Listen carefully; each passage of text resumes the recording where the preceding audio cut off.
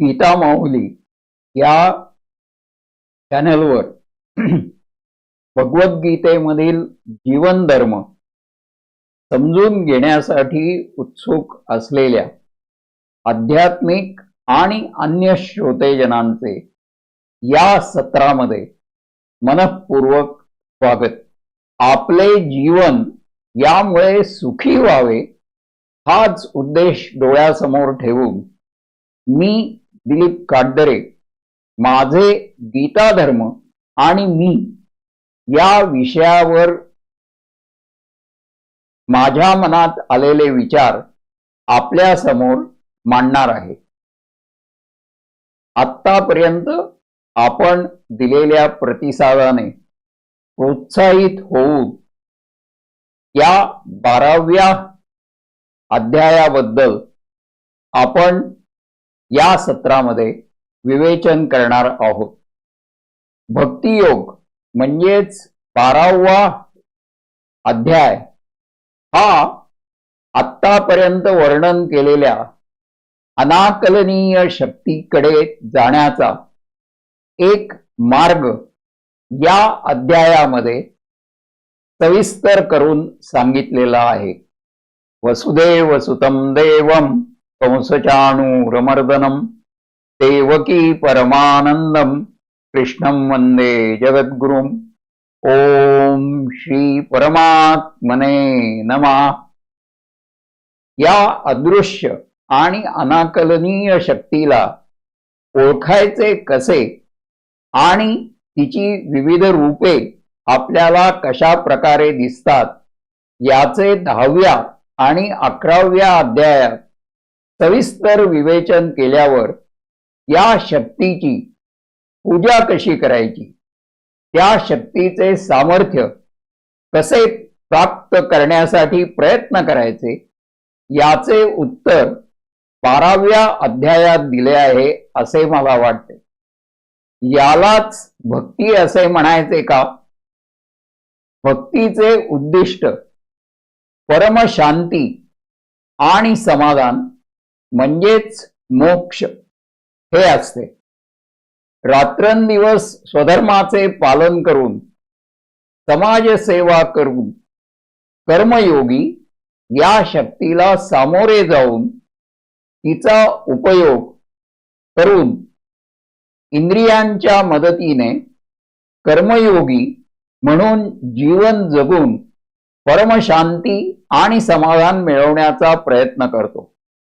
तर दुसरा त्या शक्तीला शरण जाऊन त्या शक्तीचे महात्म्य मान्य करून मनाने चिंतन करतो। हा निर्गुण उपासक। लोकमान्य टिळकांनी गीता रहस्यात कर्मयोगाला प्राधान्य दिले आहे। ही सगुण भक्ती जी आपल्याला समजते, मग ती सेवा किंवा काम स्वतःच्या कुटुंबासाठी म्हणजेच आई वडिलांसाठी असो अथवा गाव प्रांत देश जग या समाजासाठी असो, जोपर्यंत दुसऱ्याचे वाईट न चिंतिता आणि कोणतीही अपेक्षा न बाळगता तुम्ही ही कामे करता त्याला सगुण भक्ती असे म्हणता येईल। आजच्या काळात नाना पाटेकरांसारखे एक नामवंत नट नाम फाउंडेशन या संस्थेच्या वतीने अशा भक्तीच्या स्वरूपात करत आहेत। आपले गुरु मित्र बंधू यांची सेवा इतरांच्या हिताला आड न येता निरपेक्ष भावाने जेव्हा केली जाते ती सगुण भक्ती असे म्हणता येईल। दुसरा भक्त सर्वसंग परित्याग करून हिमालयात जाऊन संन्यास घेऊन स्वतःला त्या शक्तीच्या चरणी शरण जातो आणि त्या शक्तीच्या संगतीमध्ये आपले जीवन व्यतीत करतो। ही निर्गुण भक्ती। 12व्या अध्यायात अर्जुनाने नेमका हाच प्रश्न विचारला आहे की या दोन भक्तींपैकी श्रेष्ठ भक्ती कोणती? दोन्ही भक्त अखेर एकाच ठिकाणी म्हणजे परमशांती, समाधान किंवा मोक्ष मिळवण्यासाठी प्रयत्न करत असले तरी दोघांचे मार्ग वेगवेगळे आहेत याबद्दल शंका नाही, आणि दोन्ही अवघड आहेत हे देखील मान्य करावे लागते. भगवान श्रीकृष्णाने या प्रश्नाचे उत्तर मोठ्या खुबीने आणि हुशारीने दिले आहे. ते म्हणतात, सगुण आणि निर्गुण भक्ती करणारे दोघेही भक्त मला तेवढेच आवडतात किंवा प्रिय आहेत. त्यांचे वर्णन या अध्यायात केले आहे. सगुण निर्गुण हे परस्पर पूरक भक्तीचे दोन प्रकार आहेत. ते एकमेकाविरुद्ध नाहीत. विनोबाजींनी रामायणातील उदाहरणे देऊन हे फार छान पद्धतीने स्पष्ट केले आहे. भरताची रामावरील भक्ती ही निर्गुण, कारण त्याने राज्याची धुरा पादुका सिंहासनावर विराजमान करून सांभाळली. तपस्वी होऊन लक्ष्मणाने मात्र श्रीरामाची प्रत्यक्ष सेवा करून रामासमवेत विजनवासात जाऊन त्याची सावली बनून सर्व सुखाचा त्याग करून तो त्यांच्याबरोबर राहिला, ती सगुण भक्ती. भरताच्या निर्गुण भक्तीत सगुणाचा आधार सुटला नाही, कारण श्रीरामांच्या पादुकांची त्याला गरज भासली. अर्जुनाला माझे स्मरण करून युद्ध कर असे सांगितले आहे. याचा अर्थ असा की कर्म केलेस तरी ते त्या परमशक्तीला अर्पण कर, म्हणजेच त्या शक्तीचा आदर कर. तोच भक्तीचा खरा मार्ग. भावाचा ओलावा सगुण भक्तीत पाहिजे, तसाच निर्गुण भक्तीत देखील असायला हवा. सगुणातून निघालेला भक्तीचा झरा निर्गुणामध्ये जाऊन पोहोचतो असे निरूपण विनोबांनी केले आहे. समाजसेवा ही सगुण पूजा असे म्हटले तर वावगे होणार नाही ना. भक्ताची वेगळी अशी व्याख्या करणे अवघड आहे. स्थितप्रज्ञ होऊन आपले आचरण करावे ही खरी भक्ती. हा या अध्यायाचा सारांश आहे. सगुण निर्गुण भक्ती करणारे दोघेही विश्वातील अनाकलनीय शक्ती मान्य करतात. त्याला स्थळ काळाची मर्यादा नाही. तू स्थितप्रज्ञ होऊन या जीवन मार्गावर चाल, हाच संदेश या अध्यायामध्ये दिला आहे. स्थितप्रज्ञाची लक्षणे सांगताना तो मला प्रिय असे भगवान सांगतात. कुणाचा द्वेष न करता सुखदुःखात समाधान ठेवून अपराध्याला क्षमा दाखवून मन बुद्धी परमशक्तीला अर्पण करून कुणालाही त्रास न देता कशाची अपेक्षा न ठेवता कधीही यशाने किंवा आनंदाने हुरळून न जाता किंवा पराजयाने न खचता शुभ अशुभ कर्माचा फलत्याग करून शत्रू मित्र असा भेदभाव न करता निंदा किंवा स्तुती याची पर्वा न करता या परमशक्तीला जो शरण जातो तो भक्त मला आवडतो असे भगवान श्रीकृष्ण म्हणतात. श्रेयो हि ज्ञान अभ्यासात ज्ञानात ध्यानम विशिष्यते ध्यानात कर्मफल त्यागम त्यागात शांती निरंतरम. हा 12वा श्लोक या 12व्या अध्यायामध्ये भक्तियोगाचं सार सांगून जातो। याचा अर्थ असा की अभ्यासापेक्षा ज्ञान श्रेष्ठ, वाचनापेक्षा आकलन महत्वाचे, ज्ञानापेक्षा ध्यान श्रेष्ठ, ध्यानामध्ये एकाग्रता हवी, ध्यानापेक्षा कर्मफलाचा त्याग श्रेष्ठ, कारण तो केल्याने निरंतर शांती प्राप्त होते। हे या अध्यायाचे सार आहे। यासाठी इंद्रिय निग्रह आवश्यक आहे, इंद्रियावर ताबा असणे आवश्यक। भक्तियोग हा अध्याय वाचताना मला माझ्या आईची आठवण येते। वडिलांच्या निधनानंतर काही काळ एकाकी आयुष्य घालवल्यानंतर 15-20 वर्षे तिचे वास्तव्य आमच्याकडे होते। त्यावेळी मला तिच्या भक्तीचा प्रत्यय आला। सकाळी 1-1.5 तास ती स्वतःला विसरून देवाची पूजा करायची। आजूबाजूला कोण आहे याचे तिला भान नसायचे, कुणाकडे लक्षही नसायचे। ती देवांची आरती स्वतःला विसरून म्हणायची, टाळ्या वाजवायची।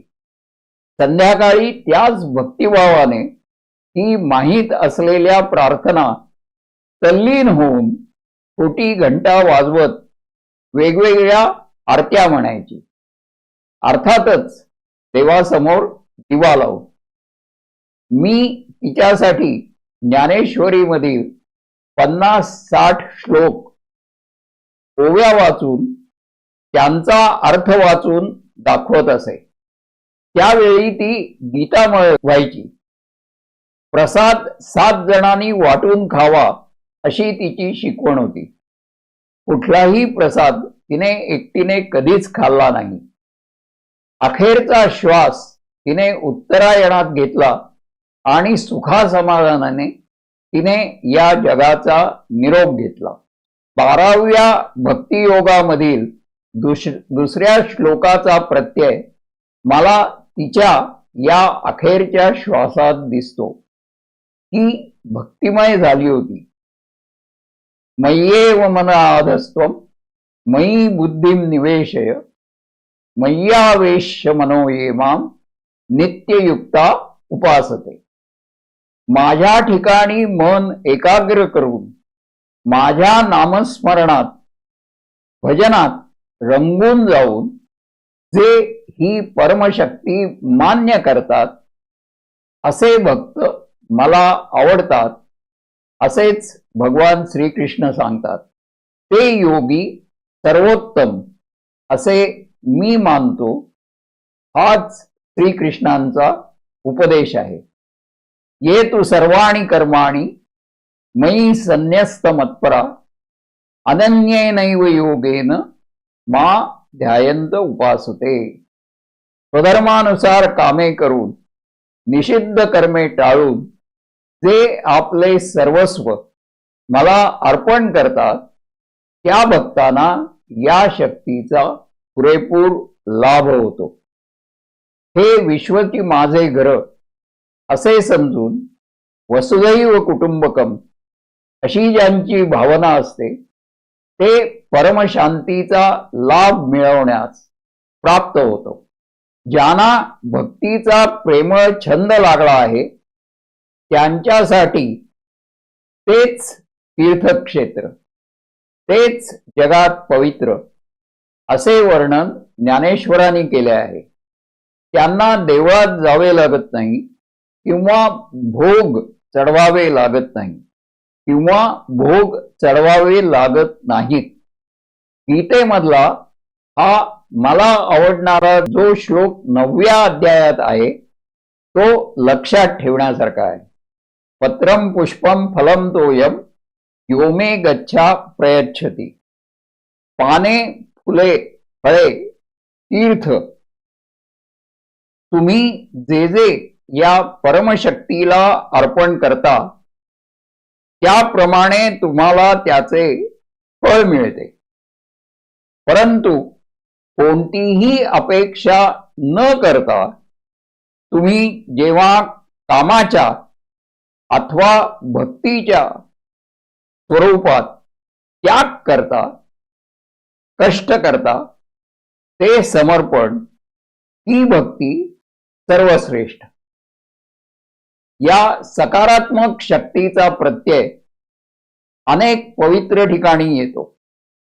कारण आपल्या पूर्वजांनी ही जी स्थळे, देवालये, गिरिजाघरे बांधली ती अशाच ठिकाणी जिथे ही प्रचंड सकारात्मक ऊर्जा जाणवते.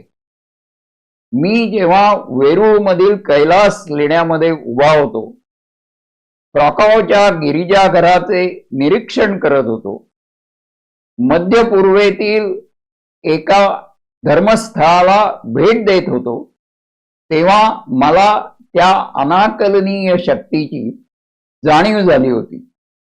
तेव्हा जी अनुभूती मला मिळाली, जो आनंद वाट्याला आला, तो अद्वितीय होता.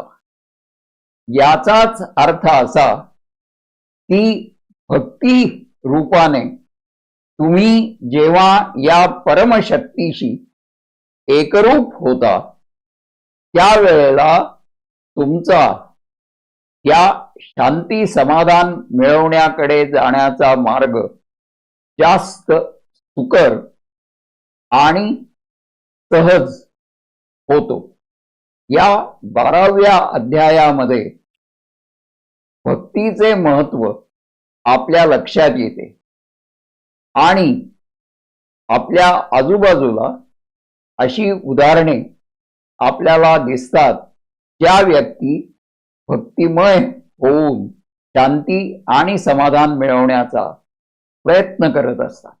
यानंतर 13व्या अध्यायात शरीर आणि आत्मा यांचा संबंध कसा आहे तो सविस्तर करून सांगितलेला आहे.